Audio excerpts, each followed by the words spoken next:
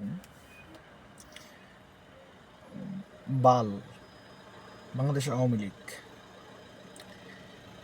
দেউলিয়া হওয়ার পরেও হুঙ্কার দেয়, কি বলে? হাসিনা পা আসবেন, আসতেছি, আসবো, কবে আসবো কি কিন্তু বলে না। যে কিছুদিন আগে ডেট দিত যে মঙ্গলবার আসতেছি, আগামী মাসে আসতেছি, আর 2 দিন পরে আসতেছি, কিন্তু এখন এইগুলা কথা থেকে ফিরে আসছে। ছাত্রলীগ জানি না আর ফিরে আসতে পারবে কিনা, তবে যদি নতুন নেতৃত্ব নিয়ে আসে হয়তো ফিরে আসতে পারে। তো সমস্যাটা হইতেছে কি, আমার মনে হয় এই ছাত্রলীগ অথবা আওয়ামী লীগকে যদি বাংলাদেশে আবার নতুন করে পুনর্বাসন করতে হয় বা করে, সেটা মানে বিএনপির হাত ধরেই হবে। কারণ ভুক্তভোগী হয়েছে বিএনপির কর্মীরা, আর কর্মীদের হাতে কিন্তু ক্ষমতা নেই যে আওয়ামী লীগকে ফিরানো। কারণ যে নেতাগুলা আওয়ামী লীগের আমলে তাদের পা চিপে চিপে এদের জীবনটাকে নিরাপদ রেখেছিল, হ্যাঁ, তাদের ব্যবসা বাণিজ্য নিরাপদ রেখেছিল, ওরা কিন্তু আওয়ামী লীগরা আবার ফিরে নিয়ে আসবেন। আর আনার পরে ওদের কিছু হবে না, কারণ ওদের সাথে তো কমিটমেন্ট নিয়ে আসবে।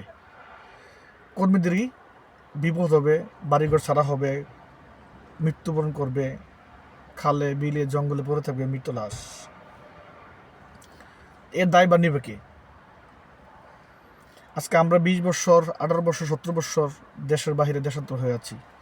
আমাদের মামলাগুলো যখন বলি, ফোন দেই যে মামলাগুলোকে শেষ করতে হবে, আমাদের মামলাগুলোকে উইথড্র করতে হবে, তো আমাদের কাছে বড় বড় অঙ্কে দাবি করে 10 লাখ, 20 লাখ, 30 লাখ টাকা লাগবে। দাবি করে কে?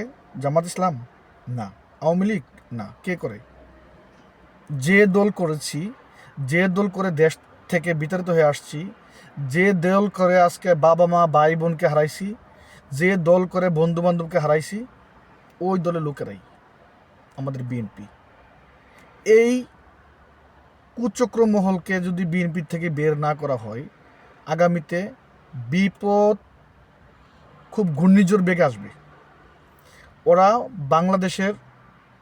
বাংলাদেশ জাতীয়তাবাদী দল, এর পরিবার, এই ধ্বংসের মূল হলো ওরা আওয়ামী লীগের সময় নিরাপদে ছিল, বিএনপির আমলে নিরাপদে আছে। আওয়ামী লীগের আমলে টাকা রুজি করছে, বিএনপির আমলে টাকা রুজি করতেছে, কিন্তু ভুক্তভোগী কারা হচ্ছে? আমাদের মতো নেতাকর্মীরা। আমরা কিন্তু আগে নির্যাতিত হয়েছি, এখন নির্যাতিত হয়েছি। এগুলো নেতাদের দেখার টাইম নাই, কোন নেতারা দেখার টাইম নেই এগুলা। যে কোন নেতাকে ফোন দিলে সেই নেতা বলে অমুকের মাধ্যমে যোগাযোগ করো, অমুকের মাধ্যমে যোগাযোগ করো। ঘটনাগুলো কি? এর কারণটা কি? অমুকের মাধ্যমে যোগাযোগ করা মানে কি? ও আমার থেকে 5 লক্ষ টাকা খাবে, অমুকে বলবে তমুকের কাছে, সে 5 লক্ষ টাকা খাবে। আমরা মরিচের মতো ফেসে যাচ্ছি। অনুরোধ, আমাদের মতো নেতাদেরকে ধ্বংস করবেন না।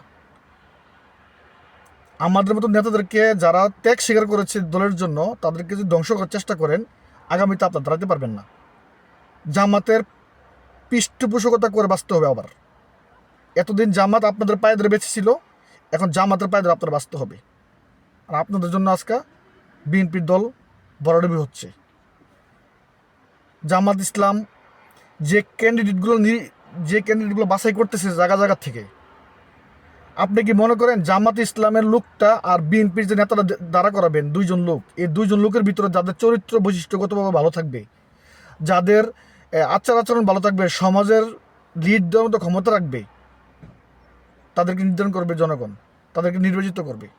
এখন যদি বিএনপির লোকটা যদি ভালো হয় জামাত ইসলাম লোকের থেকে, তাহলে হয়তো বিএনপি জয়লাভ করতে পারে, আদারওয়াইজ ইম্পসিবল।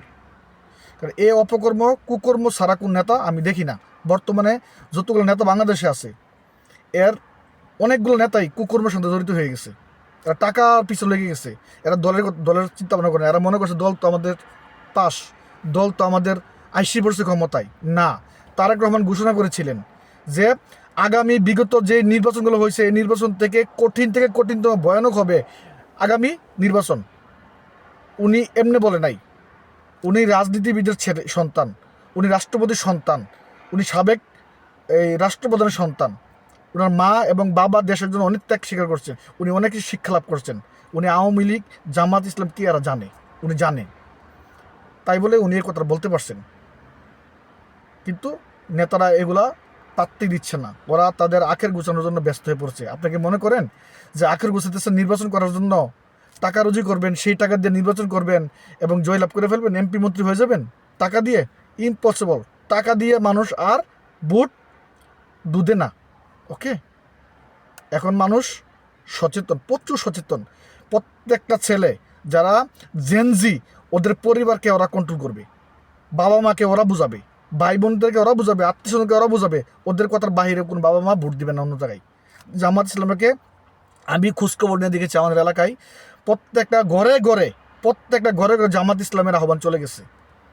এবং প্রত্যেকটা ঘরে ঘরে রাত্রেবেলা আলোচনা হয় জামাত ইসলাম লোকেরা ভালো, শিবিরের লোকেরা ভালো। আপনারা কিন্তু জানেন না কিছুই, বাংলাদেশ থেকে আপনারা কিচ্ছু জানেন না। আপনারা যেভাবে ঘুরতেছেন এবার জীবন চলে না।